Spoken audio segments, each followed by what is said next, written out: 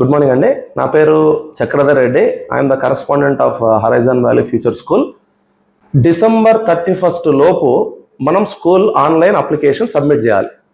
మనం డిసెంబర్ 31 లోపు మన స్కూల్కి ఆన్లైన్ అప్లికేషన్ సబ్మిట్ చేసాం.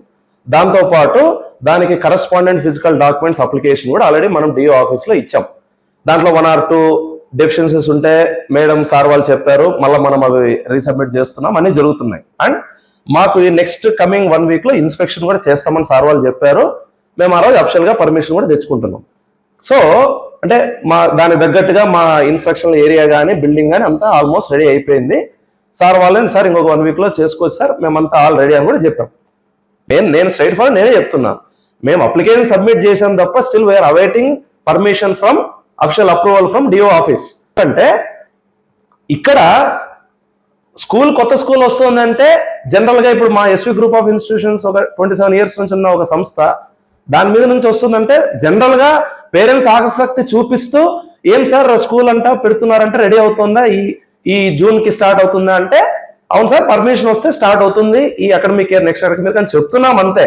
సో వాళ్ళు వచ్చినప్పుడు ఫీజు ఏమాత్రం ఉండొచ్చు అని ఒక జనరల్ క్వెరీ అడుగుతున్నారు తప్పితే మేము డిఓ ఆఫీస్కి క్లియర్గా సబ్మిట్ చేసాం మా ఫీజులు ఎంత ఉంటాయి ఏంటి అనేది.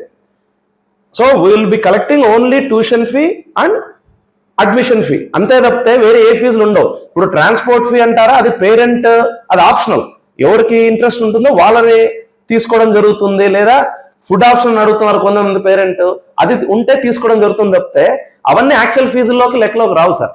సో ఇది మీరు గమనించాల్సిందిగా కోరుకుంటాం. ఏం చెప్తున్నామంటే పబ్లిసిటీలో మేము ఎక్కడ మాకు పర్మిషన్ వచ్చింది అడ్మిషన్స్ ఓపెన్ అయినా ఎక్కడ చెప్పట్లేదండి. ఒక స్కూల్ అనేది పబ్లిక్ తెలియాలి కాబట్టి హోర్డింగ్ వేసాం తప్పితే admissions open, ready to join అనే పదాలు మేము ఎక్కడ వాడలా.